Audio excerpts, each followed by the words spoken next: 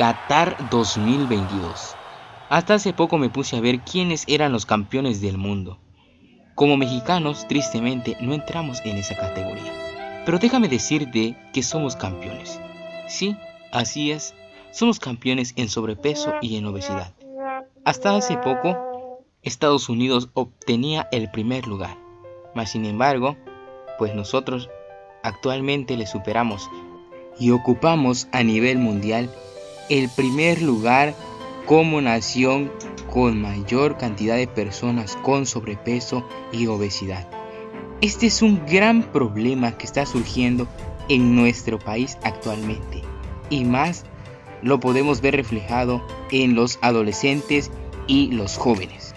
En estos momentos quiero abordar un tema de suma importancia que lleva por título los trastornos de la conducta alimentaria en los jóvenes.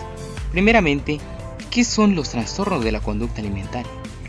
Pues los trastornos de la conducta alimentaria son problemas que afectan los comportamientos alimentarios de una persona, así como la actitud con respecto a la comida y al aspecto físico. Los trastornos de la conducta alimentaria afectan la salud mental de una persona y pueden causar daños graves a la salud física. Déjame decirte que hay varios tipos distintos de trastorno de la conducta alimentaria. ¿Cuáles son los distintos tipos de trastornos de la conducta alimentaria? Los tipos más frecuentes de trastornos de la conducta alimentaria son la anorexia nerviosa, la bulimia nerviosa, el trastorno por atracón y el trastorno por la evitación, restricción de la ingesta. La anorexia nerviosa. Hablemos sobre ello. Pues las personas con anorexia nerviosa son aquellas que comen muy poco a propósito, lo que los lleva a un peso corporal muy bajo. Además tienen un miedo intenso a aumentar de peso y miedo a verse gordo.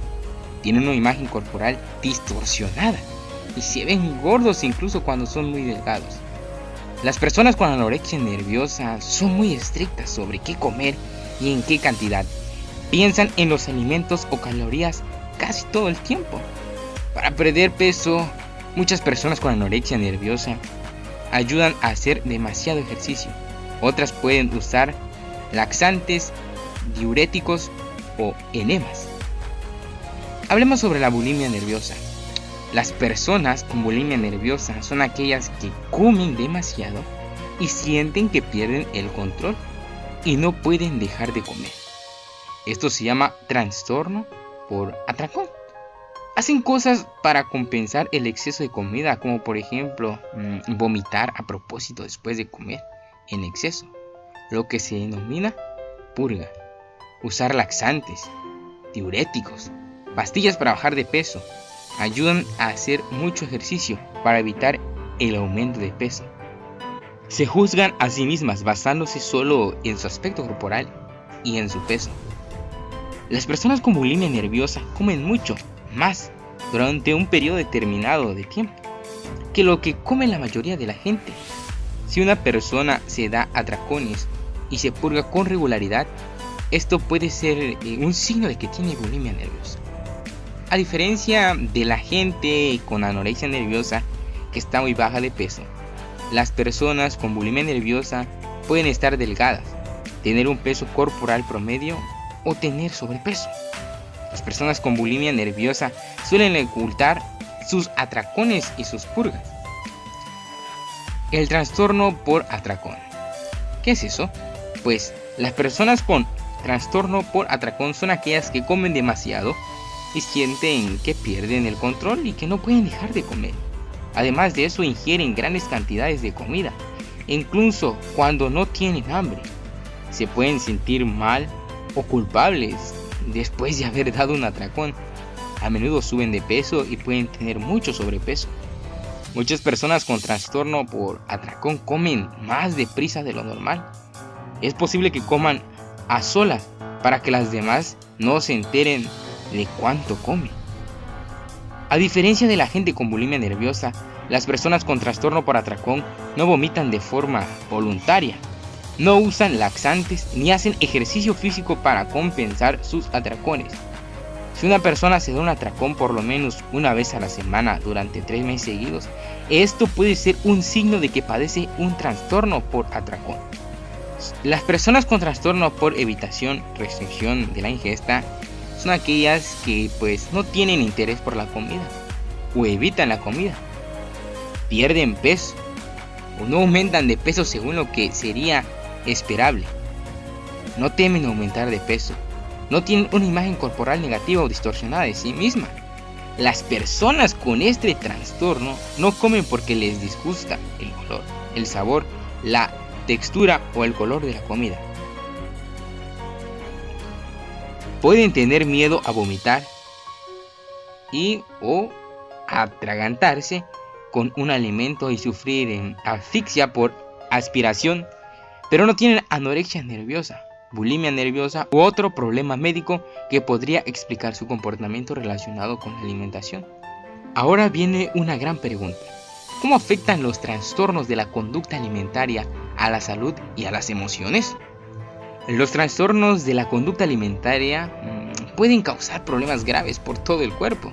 Por ejemplo, la anorexia nerviosa puede conducir a problemas causados por la desnutrición y el bajo peso corporal, como por ejemplo baja tensión arterial, pulso lento o frecuencia cardíaca irregular, sentirse cansado, débil, mareado o llegarse a desmayar, estreñimiento e hinchazón abdominal, menstruaciones irregulares, huesos débiles, incluso hasta retraso de la pubertad y crecimiento más lento de lo normal. A las personas con anorexia nerviosa les puede costar mucho concentrarse, incluso hasta pueden tener problemas para recordar cosas.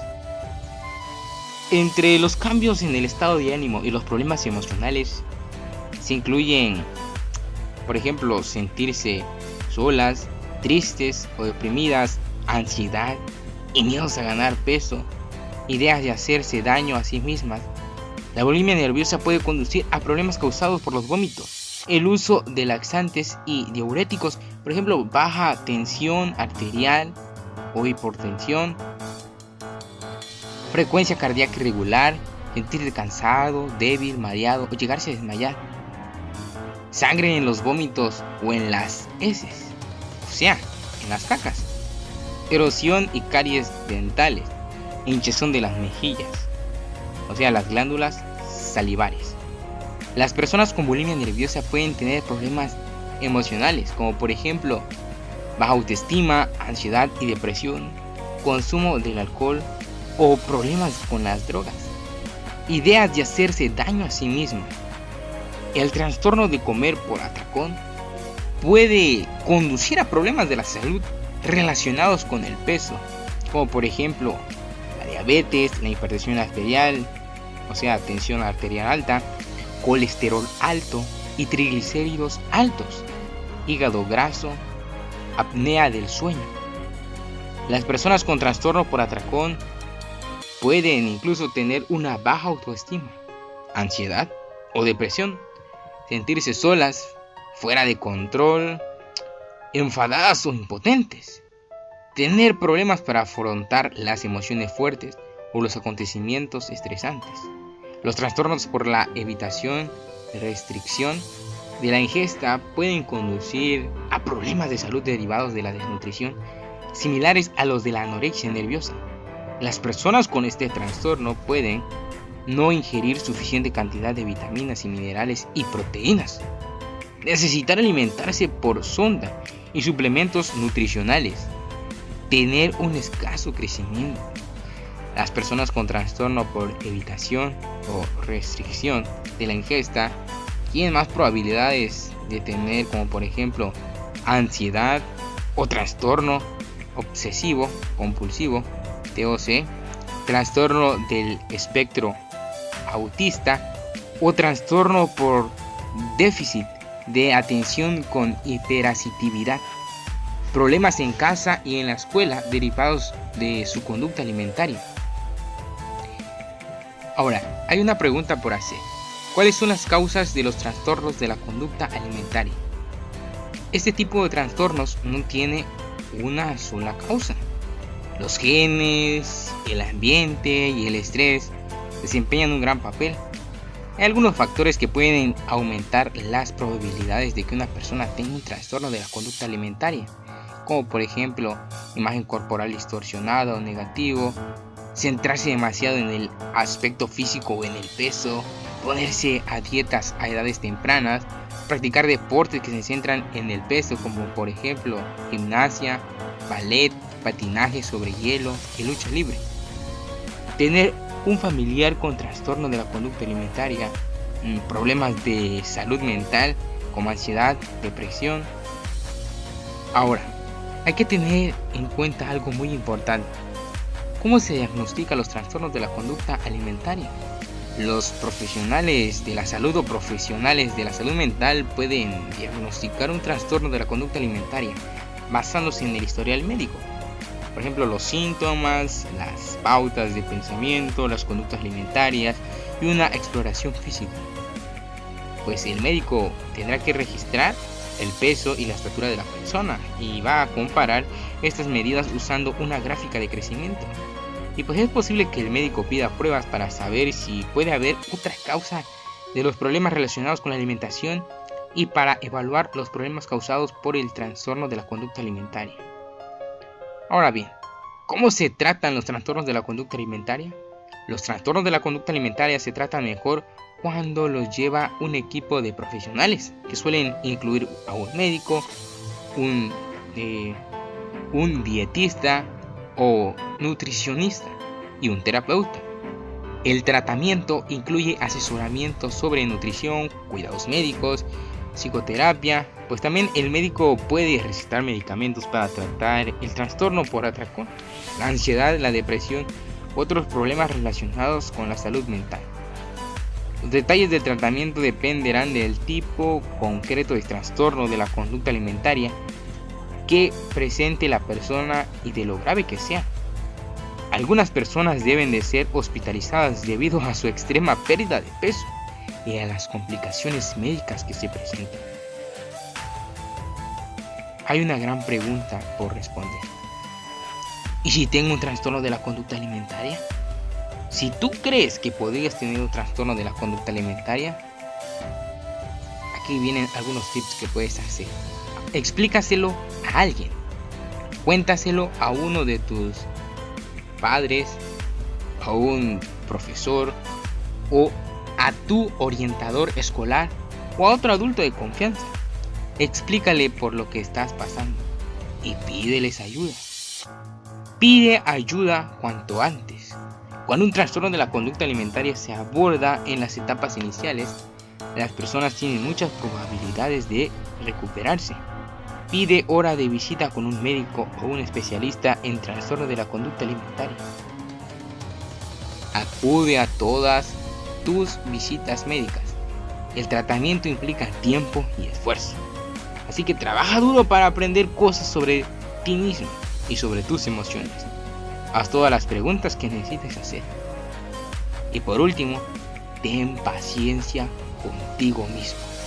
Hay mucho por aprender y los cambios ocurren poco a poco. Cuídate y pasa tiempo con gente que te apoya.